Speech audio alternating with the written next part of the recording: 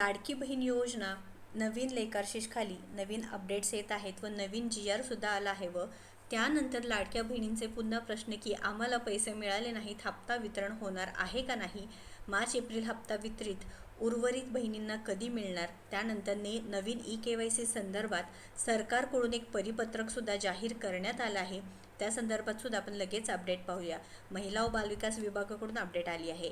तर लाडक्या बहिणींनो, या GRच्या अंतर्गत ज्या उर्वरित बहिणी आहेत सामाजिक न्याय व विशेष सहाय्य विभागाकडून निधी वितरित करण्यात आलेला आहे व मार्चचे 365 कोटी व एप्रिलचे 365 कोटी असे एकूण 730 कोटी इतका निधी प्रशासकीय विभाग प्रमुख म्हणून सचिव महिला व बालविकास विभागाला अर्थसंकल्पीय निधी वितरित प्रणालीवर वितरित करण्यास शासन मान्यता प्रदान करण्यात आली आहे।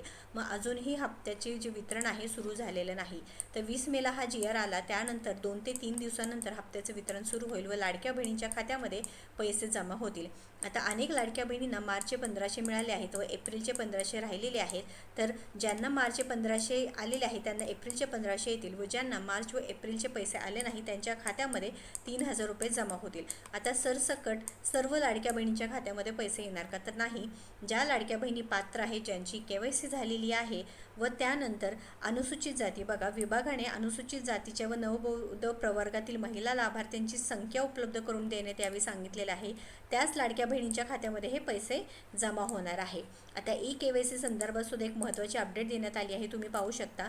महाराष्ट्र शासन महिला व बालविकास विभाग नवीन प्रशासकीय भवन 3रा मजला मदाम कामा मार्ग हुतात्मा राजगुरू यांच्याकडून हे काय झालेलं आहे, संचालक माहिती व जनसंपर्क महासंचालय मंत्रालयामधून हे जे नवीन परिपत्रक जाहीर करण्यात आले आहे। विषय आहे लाडक्या बहिणींना अखेरची संधी या मधाखाली प्रसिद्ध झालेली बातमी संदर्भात। आता अनेक लाडक्या बहिणी विचारत होते की नवीन eKYC म्हणजे आमची eKYC झाली नाही, आम्हाला eKYC करण्यासाठी मुदत द्यावी किंवा नवीन eKYC सुरू करावे।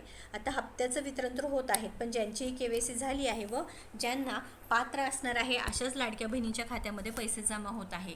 ज्या लाडक्या बहिणी ITR भरत आहे किंवा ज्यांचे घरचे ITR भरत आहे, ज्यांचं उत्पन्न 2.5 लाखांपेक्षा जास्त आहे किंवा ज्यांच्याकडे 4 चाकी वाहन आहे किंवा एका घरातील फक्त एक विवाहित व एक अविवाहित महिलांनाच पैसे मिळत आहे।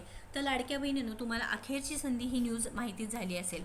तर मुख्यमंत्री माझी लाडकी बहीण या योजनेचे eKYC करण्यात मुदतीत योग्य ती कार्यपद्धत सादर करून व जे काही लाडक्या बहिणींना जिल्ह्याच्या महिला व विकास विभागात कागदपत्रे सादर करण्याची सूचना देण्यात आली होती व अशी बातमी लाडकी बहिणींना अखेरची संधी या जे काही टायटल होतं ते G24 तास या न्यूज चॅनल व लोकसत्ता या वृत्तपत्रात प्रसिद्ध झाली होती। याबाबत स्पष्ट करण्यात येते की मुख्यमंत्री माझी लाडकी बहीण या योजनेअंतर्गत eKYC करणे व ज्या महिलांना जिल्ह्याच्या महिला व विकास विभागाचे कागदपत्रे सादर करण्याचे निर्देश शासन स्तरावरून देण्यात आलेले नाहीत।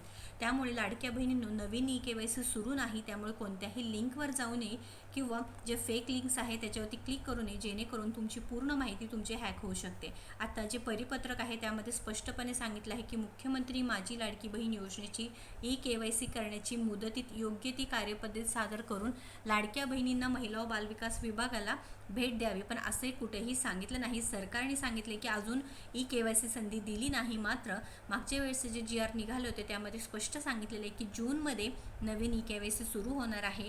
काही रील्सच्या माध्यमातून किंवा काही लिंक्सच्या माध्यमातून सांगितलं आहे की लाडक्या बहिणींना हे eKYCची संधी मिळणार आहे, पण आपल्या चॅनलच्या माध्यमातून स्पष्ट केलेलं आहे की लाडक्या बहिणींनो, eKYC सध्या तर सुरू नाही, करू नये। जेव्हा सुरू होईल तेव्हा 100% आपल्या चॅनलच्या माध्यमातून तुमच्यापर्यंत 100% खात्रीशीर माहिती येणार आहे। ज्यांची eKYC झाली नाही किंवा ज्यांना eKYC करायची आहे त्यांनी नक्कीच कमेंट करून सांगा आपल्याला।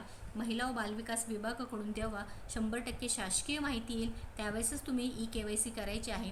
आता बघा, महिला व बालविकासच्या अधिकाऱ्यांच्या कार्यालयात मोठ्या प्रमाणात जमा होत आहे, त्या अनुषंगाने सदर प्रसिद्ध बातमी संदर्भात तात्काळ चौकशी करून आवश्यक ती कार्यवाही करण्यात यावी, तसेच सोशल मीडिया व अन्य माध्यमांद्वारे प्रसारित होणारी सदर बातमी तात्काळ जे काही थांबविण्यात याबाबत कार्यवाही करावी हे सुद्धा सांगितलेले आहे। त्यामुळे लाडक्या बहिणींनो, जोपर्यंत आपल्या योजनेत्र चॅनलच्या माध्यमातून तुम्हाला 100% खात्रीशीर माहिती मिळणार नाही तोपर्यंत eKYC करायला जाऊ नका, कारण मार्च एप्रिलचे हप्ते तर तुम्हाला मिळणार, पण आता मोठी पडताळणी प्रक्रिया झालेली आहे। जवळजवळ 60-70 लाख लाडक्या बहिणींना अपात्र करण्यात आलं आहे।